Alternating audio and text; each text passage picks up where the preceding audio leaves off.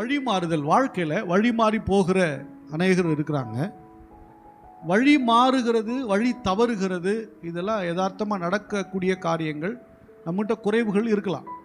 ஆனால் அப்படியே நிரந்தரமாய் போய்விட்டால், வழி மாறினவர்கள் அப்படி நிரந்தரமாக மாறிட்டா நாம் நஷ்டங்களை சந்திக்க நேரிடும், இழப்புகளை சந்திக்க நேரிடும். வாழ்க்கையில் நிறைய பேர் வழி மாறினதுனால நிறைய இழப்புகளை சந்திச்சிருக்கிறாங்க. சிலர் இழப்புலேருந்து மீண்டு வந்திருக்காங்க. சிலர் குடும்பம் கட்டப்பட்டிருக்கிறது, சிலருடைய தொழில்கள் மீண்டு வந்திருக்கிறது, சிலருடைய படிப்புகள் நல்லபடியாக படிப்பே இழந்து போகிற நிலையில் கூட போய் ஃபீஸ் கட்ட முடியாமல் ஒன்றுமே இல்லாமல் ஆயிடுச்சு. ஸ்கூலுக்கே போகாத பிள்ளைங்க கூட மறுபடியும் டிகிரி முடித்து நல்ல ஒரு ஹையர் பொசிஷனில் போகிறவங்க இருக்காங்க. வழி மாறி போனவர்கள், ஏதோ ஒரு காலத்தில் ஏதோ ஒரு காரணத்தினால் படிப்பை விட்டவங்க, தவறான பழக்க வழக்கத்தினால் விட்டவங்க, எத்தனையோ பேர் வாழ்க்கையை சக்ஸஸ் பண்ணியிருக்கிறாங்க. அப்போ வழி மாறி போன நாம் வழி தேடி சரியான பாதையில் செல்வது அவசியம். அல்லேலூயா. வேதத்தில் 2 ராஜாக்களை பார்க்கலாம். 2 ராஜாக்கள்ல 2 ராஜாக்கள். ஒரு ராஜா சவுல், ஒரு ராஜா சவுல். அந்த சவுலுடைய வாழ்க்கையில் பார்த்தீங்கன்னா அவர் அவ்வளோ ஸ்பிரிச்சுவல் மேன்லாம் கிடையாது. ஒரு கடவுளுக்கு பயந்த ஒரு விசுவாசமான ஆள்லாம் இல்லை. ஆனால் அவனை கூப்பிட்டு கர்த்தர் ராஜாவை அபிஷேகம் பண்ணிட்டார். முதல் ராஜா, அதுவும் பாருங்களேன், முதல் ராஜா ஒரு ஆவிக்குரிய மனுஷன் கிடையாது. அவங்க கேட்டனால ஒரு ராஜா கொடுத்தார். ஆனால் அதுக்கப்புறம் வர தாவீது ராஜா பார்த்தீங்கன்னா ஆவிக்குரிய மனுஷன்.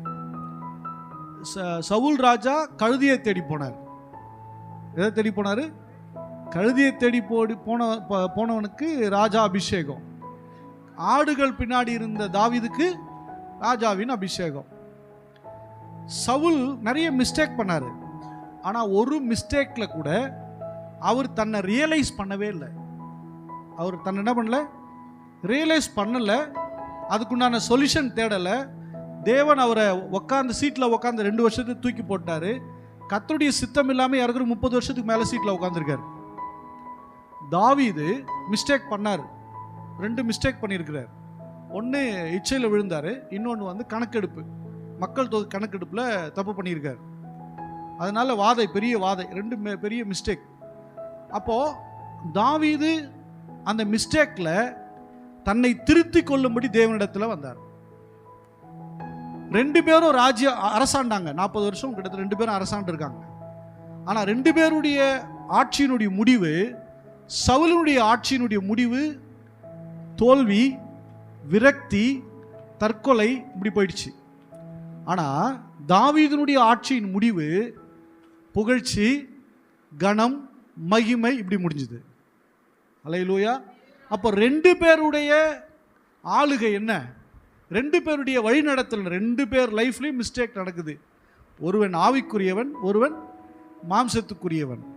மாம்சத்திற்குரியவன் தன் வாழ்க்கையில் தோல்வி வந்துக்கிட்டே இருக்கு, ஆனால் அவன் ரியலைஸ் பண்ணல. ஆவிக்குரியவன் ரியலைஸ் பண்ணுறான், சரி பண்ணுறான். கர்த்தர் சொல்கிறாரு, உன் பெயரை பெரியோர்களின் நாமத்திற்கு ஒத்த நாமமாய் வைப்பேன்னு சொன்னார். அல்லேலூயா. முதல் ராஜாவின் பெயரை கொண்டு எங்கேயோ இயேசு கிறிஸ்து பெருசாக யூஸ் பண்ணலை. ஆனால் தாவீதின் பேரை அவர் யூஸ் பண்ணுறார். அவருக்கு முன்னாடி அடைமொழியாக வந்துருச்சு, தாவீதின் குமாரனுங்கிற அடைமொழியே வந்துருச்சு. அப்படின்னா கவனிச்சு பாருங்க, தன் வாழ்க்கையில் வழி தவறி போகிறவர்கள் இருக்கிறாங்க. நிறைய குடும்பங்கள் வழி தவறி போனவங்க இருக்காங்க. ஆனால் தவறின இடத்துல இல்லாமல் மீண்டும் தேவன் பட்சமாய் திரும்புவது நலமாக இருக்கும், ஆசீர்வாதமாக இருக்கும்.